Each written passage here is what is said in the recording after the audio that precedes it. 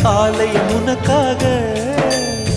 வானில் ஒரு புயல் மழை வந்தால் அழகே என்னை எங்கனம் காப்பாய். கண்ணே உன்னை என் கண்ணில் வைத்து இமைகள் எனும் கதவுகள் அடைப்பேன். சத்தியமாகுமா? நான் சத்தியம் செய்யவா? தொடு தொடுவெனவே வானவில் என்னை தூரத்தில் அழைக்கின்ற நேரம்.